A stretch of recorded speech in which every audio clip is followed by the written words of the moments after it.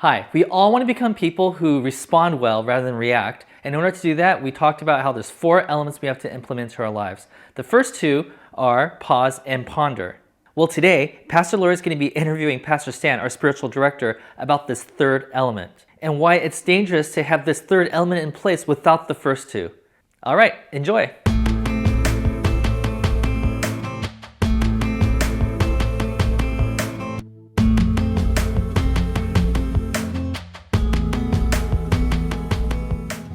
Welcome.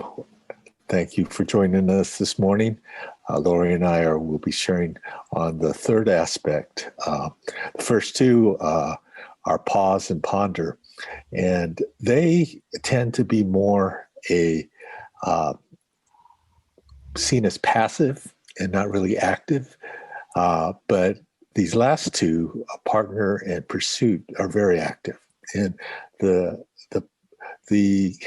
tendency we have is to jump to these partner and pursue before doing the pause and ponder. And so I really want to emphasize that pause and ponder is really the foundation of being able to partner and pursue. So the passage we're going to start off with is from John 15, and Lori's going to read that.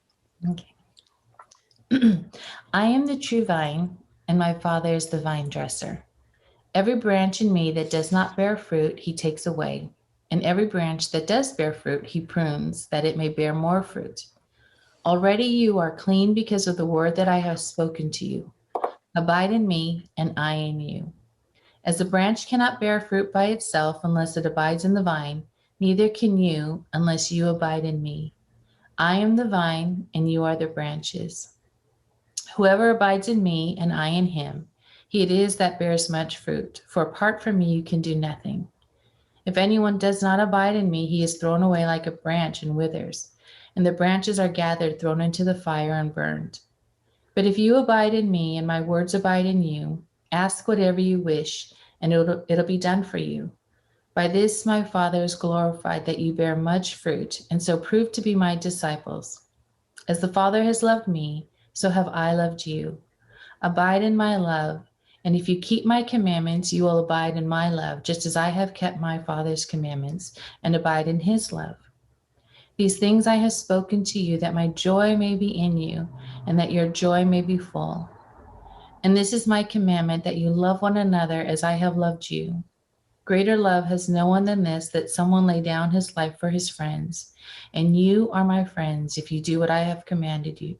If you do what I command you. No longer do I call you servants, for the servant does not know what his master is doing. But I have called you friends, for all that I have heard from my Father I have made known to you. You did not choose me, but I chose you, and I appointed you that you should go and bear fruit, and that your fruit should abide, so that whatever you ask the Father in my name, he may give it to you. These things I command you, so that you will love one another. Okay, so that was so good. What do you notice in this passage, or what stands out to you? I think the big thing, the first big thing is found in verses 4 to 10, and it's the word abide. And in the version that you read, Lori, I counted 10 times that word repeated. And so when a word's repeated, that means it has prominence, and we need to kind of ponder and take a pause on it. And so the first thing I wanted to emphasize out of that passage is abide is more than just live with. Abiding is actually making connection, is actually interacting with.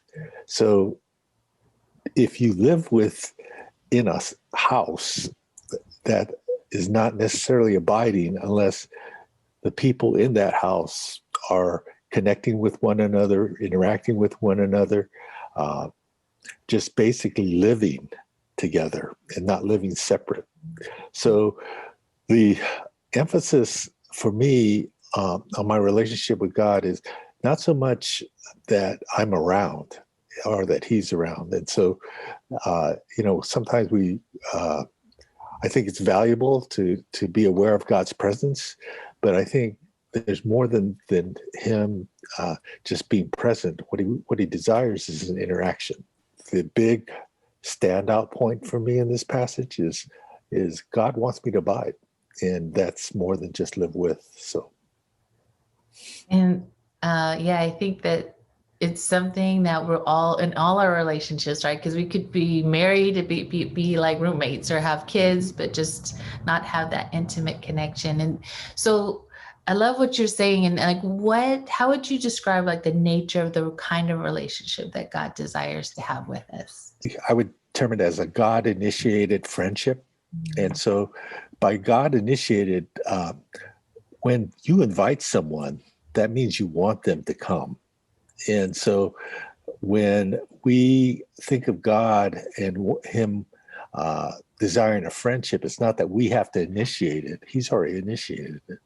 And so we know that we're wanted. We know that we are welcome because it's at his initiative that he says, I chose you, right? Mm-hmm. And so it's an intentional choice. And the friendship part is also in that same section of, it's not about being a servant.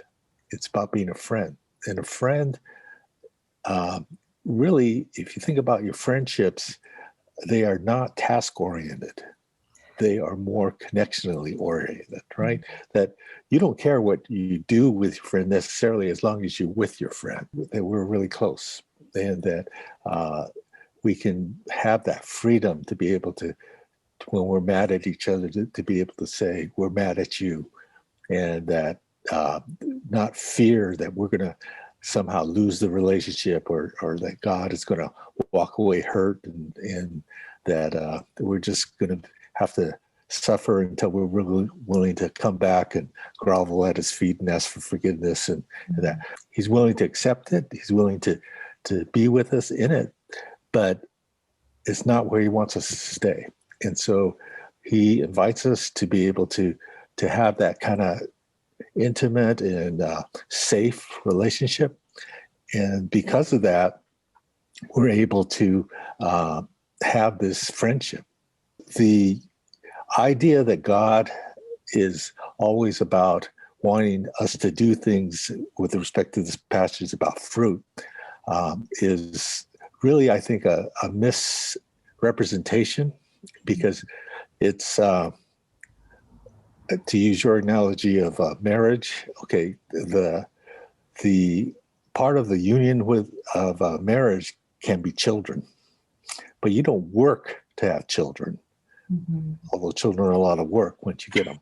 The children represent a fruit of your love, of your care for one another. That's kind of the way I see the definition of fruit, not so much a task, but a representation of that union together and that intimacy. So.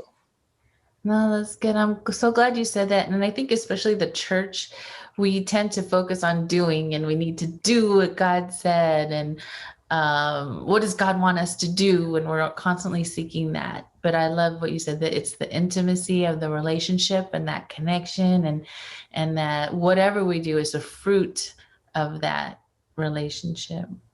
So what would you say is the definition of the healthy status of this relationship? Mm-hmm. I think there's two things. One, it says in the passage that when we abide with him, we will experience joy. Mm-hmm. And so I believe that joy is like the temperature of a room, that it feels good. And it's not necessarily, you can point to something, but it's just an overall climate that exists. And that's why you can have joy even when things aren't going well, because you're living in this climate, you're living in this place where you are comfortable and that you feel safe. And so, and the way he describes joy is not just our joy, but he's going to share his joy. So again, joy is not something that we just experience by ourselves. It's a shared experience. And so we share God's joy when we're with one another in fellowship. We share our joys together. So they aren't like, you're happy, I'm unhappy, but that's okay because I want you to be happy. That's not joy. The joy is when we both can be feeling this sense of, this is wonderful, that our relationship is connected. We're in touch with one another. We see each other, and we have that. The other thing is just that whole aspect of, it's going to be other-centered, because the other thing he says is to love one another. And so the relationship we have with God, the joy that we have, that intimacy and things, it's going to spill over and cause us to have a heart that wants to, well, we want to love other people this way. We want to share this, that we know that it was not designed for us to hold on to, but it's actually designed to be given away and shared in. And to realize, like, when God shares his joy with us, doesn't mean that his joy is somehow reduced so that other people don't get as much. It is totally inexhaustible, and it's just this constant refilling, and there's no limit. And I think, and I believe that again, that's taking this idea of relationships being transactional, and where I got to get something, but that's going to cause you to lose something. To take that idea and say, no, it's about being transformed. It's about being there is sacrifice. There's things of that, but the overall result is that we get closer together. Doesn't mean there won't be hard things. Doesn't mean that it'll be easy, but it'll be full of joy, and it'll be directed toward one another and wanting that. Yeah, that's kind of how I would describe a healthy Christian relationship. The key to this, being able to enter into this partnership, is pause and ponder, which you talked about. That without those two things, this doesn't work, and it becomes work rather than a relationship. It becomes labor, and that was never what God intended the relationship to be. I wanted to close this time kind of with some things to meditate on, but I thought it would be helpful to have Daniel sing this song about He Knows My Name, which emphasizes that God knows us. And so it's not like he's trying to get us to a certain place. He's just saying, just be real with me and let me take you, and you're invited, you're welcome, and let's move forward together and not on your own. And so I thought of like some questions that maybe can help you prompt your thinking in that, and as you're listening to the song. One is, how would you describe your sense of joy, or source of joy? Or if you don't experience joy, what is the source of the lack of it? Because that's what God desires. And so it could start with just the basic of being able to pause and receive it. Or it could be that you're in your pausing, that you see things that are keeping you from really connecting with that joy. So that's the ponder, right? One of the ways that I think you can determine just how well you're doing with God is how well you're loving other people. Because if you, the second part of this was to have this idea of friendship. So if you aren't getting along with your friend, usually that affects your relationships with other friends. And so I believe it's especially evident in our relationship with God. If we aren't really right with God, it's going to affect all the relationships we have. And similarly, if we're right with God, it's going to affect all the relationships we have. To me, partnership with God is not just living with God, it's connecting and interacting with God. And that's the relationship he desires. And he wants it for me, you, everybody. Oh, good. Thank you so much, Stan. And I guess we'll give it to Daniel. Take it away.